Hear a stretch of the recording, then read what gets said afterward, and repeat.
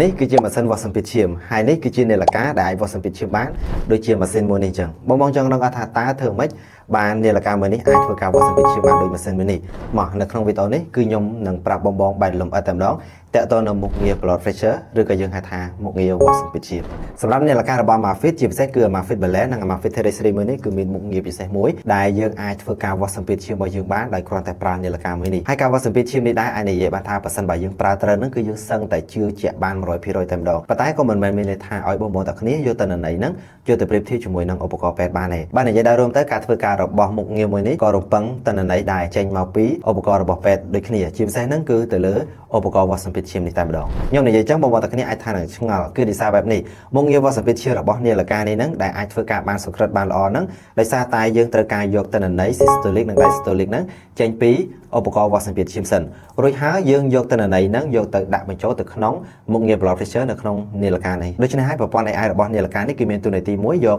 កទៅន័យទាំងអស់ហ្នឹងមិនថា systolic ឬក៏ diastolic ទេយកទៅបូកកណនាបញ្ចូលគ្នាជាមួយនឹងសញ្ញាជីវចរនិងចង្វាក់បេះដូងរបស់យើងដែលធ្វើការចាប់បានហ្នឹងដោយសារតែ sensor biotricker PGG របស់នាឡិកានេះផ្ទាល់ដូច្នេះហើយអាចនិយាយបានថាការវាស់សម្ពាធឈាមរបស់នាឡិកានេះហ្នឹងគឺយើងអាចយកជាការបានប៉ុន្តែបើសិនបើឲ្យយកទៅន័យរបស់នាឡិកានេះទៅប្រៀបធៀបជាមួយនឹងឧបករណ៍របស់ពេទ្យគឺខ្ញុំអត់ recommend ឲ្យធ្វើបែបហ្នឹងទេប៉ុន្តែយើងអាចយកទៅន័យនេះជាមធ្យមភាពប្រចាំថ្ងៃរបស់យើងបានឧទាហរណ៍ថាបើសិនបើបងតែគ្នាអត់មានបញ្ហាលើសឈាមអីទេបងគ្រាន់តែចង់ដឹងថាឈាមថ្ងៃហ្នឹងមធ្យមភាពប៉ុន្មានអីបានហ្នឹងគឺយើងអាចរំពឹងទៅលើតន័យរបស់នាឡិកានេះបានអញ្ចឹងគឺខ្ញុំនៅតែបញ្ជាក់ដដែលបើសិនបើបងតែគ្នាមានបញ្ហាលើឈាមឬក៏ថាមានបញ្ហាអីផ្សេងៗទាក់ទងនឹងសុខភាពគួរតែទៅពិភាក្សាជាមួយពេទ្យល្អជាងអូខេបងអញ្ចឹងមុខងារវាស់សម្ពាធឈាមនេះដែរបច្ចុប្បន្ននេះ Amazfit ហ្នឹងគឺមានតែ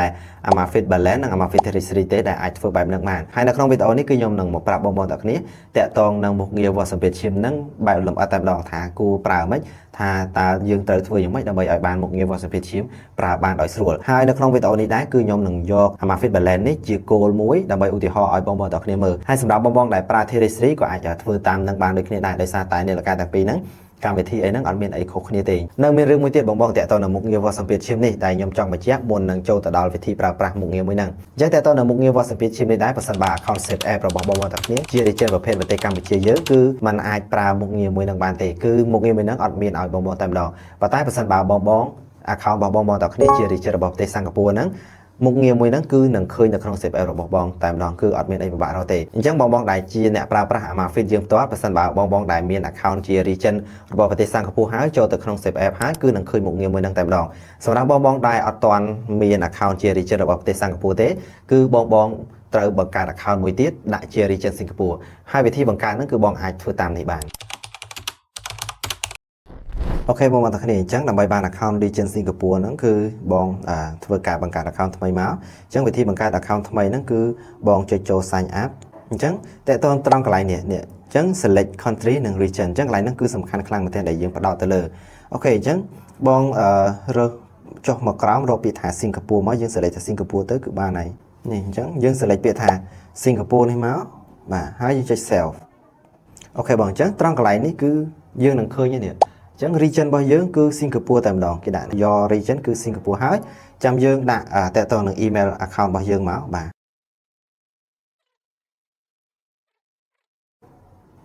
អូខេអញ្ចឹងបងបំពេញតនន័យរបស់បងទាំងអស់គ្នាឲ្យត្រឹមត្រូវមកតើតើនឹងកម្ពស់តើតើនឹងគីឡូអីហ្នឹងគឺតម្រូវឲ្យបងដាក់របស់បងប៉ិតតែម្ដងដោយសារកន្លែងនេះគឺជាតនន័យមួយដែលសំខាន់ខ្លាំងបាទអូខេហើយជិះពាក្យថាដាន់អូខេអញ្ចឹងត្រង់កន្លែងនេះគឺបងអាចបើសិនថាបងចង់ភ្ជាប់នាឡិកាឥឡូវគឺបងជ្រើសរើសយក void នេះមកគឺយើងធ្វើការភ្ជាប់នាឡិកាឥឡូវតែម្ដងប៉ុន្តែដូចខ្ញុំអីគឺអត់ទាន់ទេយើងចេញពាក្យថា not now នេះមកក៏បានដែរអូខេបងអញ្ចឹងតែប៉ុណ្្នឹងគឺយើងបាន account របស់យើងរួចជាការស្រេចអញ្ចឹង account region សិង្ហបុរីរបស់យើងគឺបានរួចរាល់ហើយអញ្ចឹងបងអាចធ្វើការភ្ជាប់ជាមួយនឹងនាឡិការបស់ Amazfit យើងបានដោយសេរីមិនថាដូចជា Amazfit Balance និង Amazfit Terrestrial មុខងារវាស់សម្ពាធឈាមបងចូលទៅនៅក្នុង App Store គឺដឹងតែមានតែម្ដងអញ្ចឹងដើម្បីបានមុខងារ blood pressure ហ្នឹងគឺយើងត្រូវចូលទៅ download នៅក្នុង App Store ដែលនៅក្នុង save app របស់ app Amazfit ផ្ទាល់តែម្ដងអូខេអញ្ចឹងបន្ទាប់ពីបងចូលមកហើយបងអស់មកត្រង់កន្លែង health and fitness នេះអូខេយើងអស់មកក្រោមមកបាទនេះយើងអស់មកក្រោមគឺយើងនឹងឃើញកម្មវិធីមួយឈ្មោះថា blood pressure ហ្នឹងហើយអញ្ចឹងយើងចុចធ្វើការដំឡើងមកដើម្បីដាក់ចូលទៅក្នុងនាឡិការបស់យើងអូខេបងប្អូនទាំងគ្នាអញ្ចឹងគឺយើងចូលដល់វគ្គសំខាន់ហើយបន្ទាប់ពីយើងមាន account region រួចហើយយើងក៏បាន download កម្មវិធី Plot Fisher ហ្នឹងចូលមកក្នុងនាឡិកាដូចដែរអញ្ចឹងយើងចូលទៅមើលវិធីប្រើតាក់ទងនៅមុខងារ Plot Fisher ហ្នឹងទាំងអស់គ្នាអញ្ចឹងបងប្អូនទាំងគ្នាបន្ទាប់ពី download រួចហើយបងចូលមកក្នុងកម្មវិធីនាឡិកាមកហើយបងនឹងឃើញកម្មវិធីមួយឈ្មោះថា Plot Fisher នេះអញ្ចឹងគឺបងចុចនៅលើហ្នឹងមកអូខេអញ្ចឹងបន្ទាប់ពីបងចុចកម្មវិធីហ្នឹងហើយគឺនឹង load បែបនេះចេញមកអញ្ចឹងតើតើនឹងកន្លែងនេះគឺជាខហាម5មួយចំនួនដែលគេបានហាមចំពោះមុខងារវ៉ាសភាឈាមហ្នឹងអញ្ចឹងទី1ហ្នឹងគឺមុខងារមួយនេះគឺ available សម្រាប់តែបងដែលមានអាយុចាប់ពី18រហូតដល់65ឆ្នាំតែប៉ុណ្ណោះហើយមួយទៀតមុននឹងវាស់ហ្នឹងគឺយើងត្រូវជៀសវាងការជក់បារីឬក៏ថាថ្នាំជក់អីផ្សេងមួយទៀតនឹងស្រាកាហ្វេហើយយើងត្រូវតែរក្សាចិត្តយើងហ្នឹងឲ្យនៅមានភាពស្ងប់ស្ងៀមមានថាបើសិនយើងភ័យយើងអីទៅអញ្ចឹងបេះដូងយើង load តាមហ្នឹងចឹងតនន័យរបស់នាឡិកានេះក៏មិនអាចបញ្ចេញឲ្យបងបានត្រឹមត្រូវដែរហើយខាងក្រៅមួយទៀតក៏ស្រដៀងនឹងខាងលើដែរគឺឲ្យបងហ្នឹងគឺហាមនិយាយអីទាំងអស់មានន័យថាគឺយើងត្រូវនៅឲ្យស្ងៀមស្ងាត់ហើយបន្តមកទៀតគឺយើងពេលដែលអំឡុងពេលដែលយើងកំពុងវាស់ហ្នឹងគឺយើងហាមដើរឆ្វេងឆ្វាយអូខេនិងមួយទៀតជាចំណុចចុងក្រោយស្ត្រីមានផ្ទៃពោះមិនអនុញ្ញាតឲ្យប្រើមុខងារមួយនេះទេអូខេអញ្ចឹងបន្ទាប់ពីលក្ខខណ្ឌហើយគឺយើងចុចចូលមកទៀតយើងចុច OK មកអូខេអញ្ចឹងមកដល់ត្រង់កន្លែងនេះហ្នឹងគឺគេប្រាប់ពីចំណុចថាអ្វីដែលយើងត្រូវធ្វើនៅពេលបន្ទាប់ហ្នឹងអញ្ចឹងទី1ហ្នឹងគឺគេឲ្យយើងពាក់នាឡិកាដែលយើងត្រូវវាស់ហ្នឹងជាមួយនឹងឧបករណ៍វាស់សម្ពាធឈាមព្រមគ្នាតែម្ដងហើយទី2ហ្នឹងគឺយើងត្រូវវាស់សម្ពាធឈាមជាមួយនឹងឧបករណ៍វាស់សម្ពាធឈាមសិនហើយយើងត្រូវកត់ត្រាទិន្នន័យរបស់យើងទុកហើយទី3ហ្នឹងគឺយើងត្រូវសម្រួលអិរិយាបថឲ្យបានល្អអំឡុងពេលដែលយើងកំពុងតែធ្វើការវាស់សម្ពាធឈាមហើយទី4ហ្នឹងគឺយើងត្រូវធ្វើតាមអ្វីដែលគេបានប្រាប់ពីខាងដើមចំនួន3ចំណុចហ្នឹងចំនួន3ដងទៀតបាទអញ្ចឹងគឺយើងត្រូវធ្វើចំនួន3ដងជាប់គ្នាអូខេអញ្ចឹងគឺយើងចាប់ផ្ដើមចូលតែម្ដងទៅយើងចុចពាក្យថា startហើយមកដល់ត្រង់ចំណុចនេះហ្នឹងគឺគេប្រាប់យើងតាក់ទងនឹងរបៀបដាក់នាឡិកាថាដាក់យ៉ាងម៉េចដើម្បីឲ្យធ្វើការវាស់របស់យើងនឹងមានប្រសិទ្ធភាពអញ្ចឹងយើងធ្វើតាមគេទៅបាទដាក់នាឡិកាឲ្យសមតាមអ្វីដែលគេបានប្រាប់តាមនោះហើយយើងចុចពាក្យថា next អូខេអញ្ចឹងមកដល់ត្រង់កន្លែងនេះគឺគេតម្រូវឲ្យយើងធ្វើការបំពាក់ជាមួយនឹងម៉ាស៊ីនវាស់សម្ពាធឈាមនេះជាមួយនឹងនាឡិការបស់យើងអូខេអញ្ចឹងខ្ញុំធ្វើការពាក់សិនអូខេបងប្អូនទាំងគ្នាអញ្ចឹងគឺដូចខ្ញុំបានប្រាប់ពីខាងដើមអញ្ចឹងការវាស់សម្ពាធឈាមរបស់នាឡិកានេះហ្នឹងដំបូងហ្នឹងអាចថារៀងយើងត្រូវធ្វើវិធីអីច្រើនយ៉ាងបន្តិចដោយសារតែដើម្បីយើងយកភាពជាច្បាស់អញ្ចឹងគឺមកដល់ត្រង់កន្លែងនេះហ្នឹងគឺគេតម្រូវឲ្យយើងពាក់នាឡិកាជាមួយនឹងប្រដាប់វាស់សម្ពាធឈាមហើយយើងធ្វើការវាស់ក្នុងពេលព្រមគ្នាតែមួយហើយនៅក្នុងពេលហ្នឹងដើម្បីយើងយកទិន្នន័យពីឧបករណ៍វាស់សម្ពាធឈាមនេះដាក់ចូលមកក្នុងនាឡិកានេះដើម្បីឲ្យសមស្របតាមអ្វីដែលគេបានប្រាប់ដើម្បីឲ្យនាឡិកានេះចាប់បានភាពសុក្រិតរបស់យើងអូខេអញ្ចឹងបន្តមកទៀតគឺខ្ញុំនឹងធ្វើការចុច next នេះមកអូខេបងប្អូនទាំងគ្នាអញ្ចឹងមកដល់ត្រង់កន្លែងនេះគឺគេឲ្យយើងចាំចំនួនរយៈពេល5នាទីសិនហើយបងប្អូនទាំងគ្នាកុំធ្វើដូចខ្ញុំកុំធ្វើបដានិយាយបដាអញ្ចឹងគឺនេះដោយសារតែខ្ញុំធ្វើឲ្យបងប្អូនទាំងគ្នាមើលតែក្នុងវិធីអញ្ចឹងគឺខ្ញុំត្រូវការនិយាយប៉ុន្តែបើសិនជាក់ស្ដែងបងមិនគួរធ្វើការនិយាយបដាវាស់បដាអញ្ចឹងទេគឺគេអត់ឲ្យធ្វើអញ្ចឹងទេអញ្ចឹងគេឲ្យបងចាំចំនួន5នាទីគឺបងចាំដោយភាពស្ងៀមស្ងាត់អូខេបងប្អូនទាំងគ្នាអញ្ចឹងមកដល់ត្រង់កន្លែងនេះគឺតម្រូវឲ្យយើងធ្វើការវាស់ជាមួយនឹងឧបករណ៍វាស់សម្ពាធឈាមនេះហើយធ្វើការកត់ត្រាយកទិន្នន័យពីក្នុងនេះយកមកដាក់ចូលទៅក្នុងនាឡិកាអូខេអញ្ចឹងខ្ញុំធ្វើការចាប់ផ្ដើមវាស់ជាមួយនឹងម៉ាស៊ីនហើយអូខេឥឡូវនេះគឺខ្ញុំចាប់ផ្ដើមវាស់ជាមួយនឹងឧបករណ៍វាស់សម្ពាធឈាមនិយាយទៅគឺកន្លែងហ្នឹងគឺខ្ញុំនៅតែបញ្ជាក់បងដដែលទៅនឹងការវាស់សម្ពាធឈាមហេតុអីបានយើងត្រូវការពឹងឧបករណ៍ហ្នឹងត្រូវការទិន្នន័យចេញពីឧបករណ៍វាស់សម្ពាធឈាមរបស់ពេទ្យហ្នឹងគឺដោយសារតែយើងត្រូវការយកទិន្នន័យចំនួន3ដងពីឧបករណ៍ហ្នឹងហើយយកទៅដាក់ចូលទៅក្នុងនាឡិកាដើម្បីឲ្យនាឡិកាហ្នឹងកណនាជាមួយនឹងប្រព័ន្ធជីវចរនិងបេះដូងរបស់យើងអញ្ចឹងទៅនាឡិកាគឺនឹងបង្ហាញសម្ពាធឈាមរបស់យើងឲ្យបានសុក្រិតតែម្ដងអូខេអញ្ចឹងឥឡូវគឺខ្ញុំបានហើយ systolic របស់ខ្ញុំគឺ112ហើយ diastolic របស់ខ្ញុំគឺ71អូខេអញ្ចឹងបន្ទាប់ពីខ្ញុំបានទិន្នន័យនេះហើយគឺខ្ញុំធ្វើការ record វាខ្ញុំចុច record មកហើយខ្ញុំយកពាក្យថា record it នេះអូខេអញ្ចឹងខ្ញុំ112.71អូខេបន្ទាប់ពីខ្ញុំបាន record បែបហ្នឹងហើយគឺខ្ញុំធ្វើការចុច next អូខេអញ្ចឹងគេសួរយើងម្ដងទៀតយើង confirm ដែរទេអូខេអញ្ចឹងខ្ញុំ confirm អូខេអញ្ចឹងម្ដងនេះគឺគេចាំឲ្យយើងចាំចំនួន15 second បាទហ្នឹងហើយបងប្អូនអញ្ចឹងមិញនេះបន្ទាប់ពីយើងដាក់ទិន្នន័យចូលហើយអញ្ចឹងនាឡិកា AI របស់នាឡិកានេះចាប់ដើមធ្វើការហើយឥឡូវនេះក៏ចាប់ដើមវាស់យកបេះដូងរបស់យើងដែរអូខេបងប្អូនទាំងគ្នាអញ្ចឹងឥឡូវនេះ step ទី1របស់ខ្ញុំគឺបានរួចរាល់ហើយអញ្ចឹងគឺខ្ញុំត្រូវធ្វើដោយអំបញ្ញមិញហ្នឹងរយៈពេល2ដងទៀតឲ្យបានគ្រប់3ដងតែទាំងការវាស់សម្ពាធឈាមអីហ្នឹងដូចគ្នាអូខេអញ្ចឹងគឺខ្ញុំចុច continue មកអញ្ចឹងនេះគឺដូចមុនអញ្ចឹង គឺយើងត្រូវពាក់នាឡិកាជាមួយនឹងឧបករណ៍វាស់សម្ពាធឈាមហ្នឹងឲ្យជាប់គ្នាអូខេហើយចុចអូខេហើយមកដល់ត្រង់កន្លែងនេះគឺយើងចាប់ផ្ដើមវាស់តែម្ដងអូខេអញ្ចឹងគឺខ្ញុំធ្វើការវាស់ជាលើកទី2អូខេនេះបងអញ្ចឹងសារនេះគឺខ្ញុំបាន systolic 100ហើយនិង diastolic របស់ខ្ញុំគឺ62អូខេអញ្ចឹងបន្ទាប់ពីខ្ញុំបានតន្ន័យហ្នឹងហើយគឺខ្ញុំធ្វើការ record ម្ដងទៀតមក162អូខេអញ្ចឹងខ្ញុំចុចពាក្យថា next ហើយខ្ញុំ confirm មកអូខេអញ្ចឹងកន្លែងនេះគឺយើងចាំចំនួន15 second ទៀតបាទកន្លែងនេះគឺគេឲ្យមានថាដូចគេឲ្យយើងសម្រាកសិនអញ្ចឹងបន្ទាប់មកបានគេ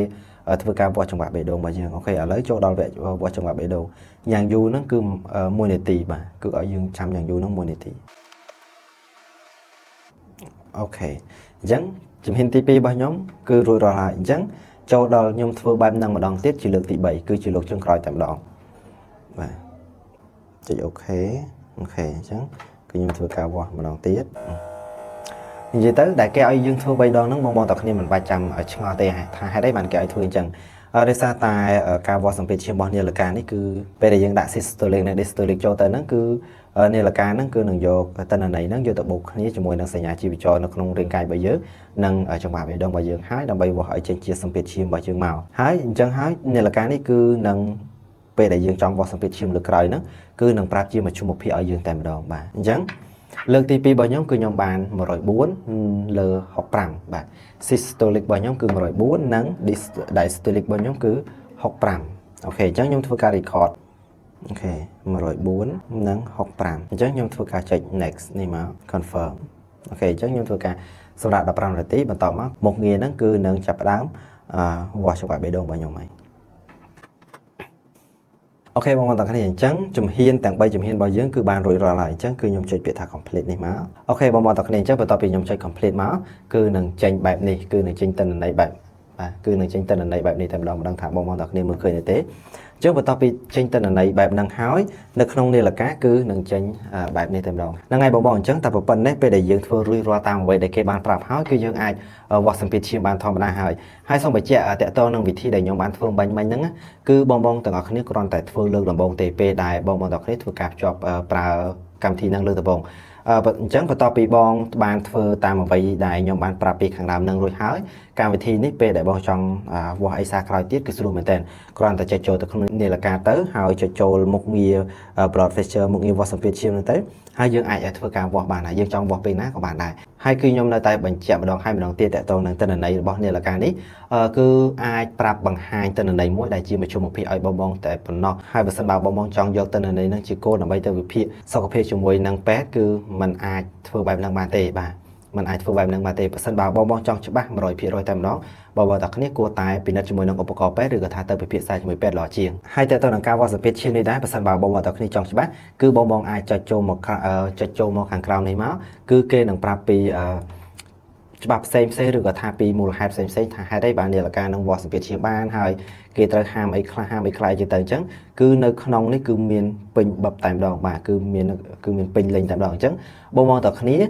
ចង់ច្បាស់គឺបងតែគ្នាអាចមើលបានហើយនេះគឺខ្ញុំព្យាយាមសង្ខេបឲ្យខ្លីៗដើម្បីឲ្យបងតែគ្នាបានស្រួលយល់ដើម្បីឲ្យបងតែគ្នាបានប្រើនៅមុខងារមួយហ្នឹងនៅលើនាឡិការបស់ Amazfit យើងហើយមិនត្រឹមតែប៉ុណ្ណឹងទេបងតែគ្នាគឺ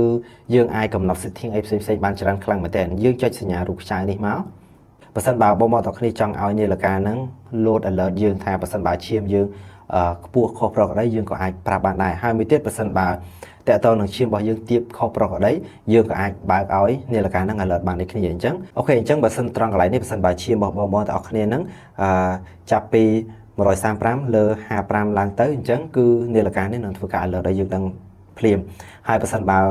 សម្ពាធឈាមរបស់យើងចុះត្រឹម90លើ55អីហ្នឹងគឺយើងក៏អាចបើកឲ្យនាឡិកានេះ alert បានដែរបាទអញ្ចឹងគឺយើងអាចធ្វើការកំណត់អីផ្សេងហ្នឹងបាននៅក្នុងហ្នឹងហើយមួយទៀតគឺក៏សំខាន់ដែរបើសិនបើបងទាំងគ្នាអត់ពាក់នាឡិកានេះគ្រប់24ម៉ោងទេអាចថាទិន្នន័យរបស់នាឡិកានឹងចេញមកក៏អត់សូវសុក្រិតប្រហែលដែរអញ្ចឹងបើសិនបើបងចង់បានទិន្នន័យដែលច្បាស់ពិតប្រាកដមកបងគួរតែពាក់នាឡិកាហ្នឹង24ម៉ោងតែម្ដងមិនថាពេលគេនិយាយទៅ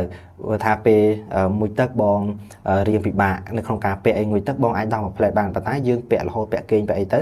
ចឹងតើន័យដែល AI របស់នាឡិកានេះបញ្ជូនមកហ្នឹងក៏រត់តែច្បាស់ហើយតើតើនឹងកន្លែងអាយុតើតើនឹងកម្ពស់តើតើនឹងគីឡូអីហ្នឹងក៏យើងត្រូវសក្រិតដូចគ្នាបាទបើសិនបើបងមកទាំងគ្នាចង់បានព័ត៌មានដែលសក្រិតអូខេបងមកទាំងគ្នាអញ្ចឹងសរុបមកវិញតើតើនៅមុខងារវាស់សម្ពាធឈាមនេះសម្រាប់នាឡិកា Amazfit Series 3ក៏អាចធ្វើបែបហ្នឹងបានដូចគ្នាបាទគឺកម្មវិធីហ្នឹងអត់មានខុសគ្នាទេហើយមួយទៀតគឺខ្ញុំសូមបញ្ជាក់ទៀតបើសិនបើបងទាំងគ្នាជាអ្នកមានជំងឺប្រចាំកាយមានបញ្ហាសុខភាពឬក៏ថាបងទាំងគ្នាជាអ្នកលើសឈាមអញ្ចឹងมันគួរយកទិន្នន័យនៅក្នុងនាឡិកានេះយកដើម្បីជាគោលដើម្បីជាអំណះអំណាងមានន័យថាมันអាចយកទិន្នន័យនៅក្នុងនាឡិកានេះជាការបានទេប៉ុន្តែបើសិនបើបងទាំងគ្នាអត់ជាអ្នកមានបញ្ហាសុខភាពឬក៏ថាបងអត់មានបញ្ហាលើសឈាមអីទេបងអាចយកទិន្នន័យនៅក្នុងនាឡិកានេះបានដោយសារតែទិន្នន័យនៅក្នុងនាឡិកានេះគឺគេគិតជាមធ្យមភាពឲ្យយើងអូខេបងទាំងគ្នាអញ្ចឹងនៅក្នុងវីដេអូនេះគឺមានតែប៉ុណ្្នឹងឯងគឺជាអ្វីដែលខ្ញុំចង់ប្រាប់បងទាំងគ្នាតើតើនៅមុខងារវាស់សម្ពាធឈាមហ្នឹងហើយដំណឹងពិសេសមួយទៀតហ្នឹងសម្រាប់បងដែលកំពុងតែចាំតម្លៃពិសេសរបស់ Amazfit Balance និង Amazfit Series 3ឥឡូវនេះ Amazfit Cambodia យើងគឺរៀបចំជូនបងតែម្ដងបើសិនបើបងធ្វើការជាវនៅក្នុងពេលឥឡូវនេះហ្នឹងមិនថា Amazfit Balance និង Amazfit Series 3គឺមានតម្លៃពិសេសជូនបងហើយបើសិនបើបងចង់ធ្វើការរកជាវអីហ្នឹងគឺបងអាចរកជាវបានតាមបណ្ដាហាងអ៊ូរ៉េរបស់ Amazfit ទូទាំងប្រទេសជាតិកម្ពុជាតែម្ដងឬក៏ថាចង់បានព័ត៌មានលម្អិតតទៅនឹងការជាវឬក៏ថាសួរព័ត៌មានអីផ្សេងតទៅនឹង Amazfit Partner អីគឺបងអាចឆាតចូលមកកាន់ Amazfit Cambodia នេះបាន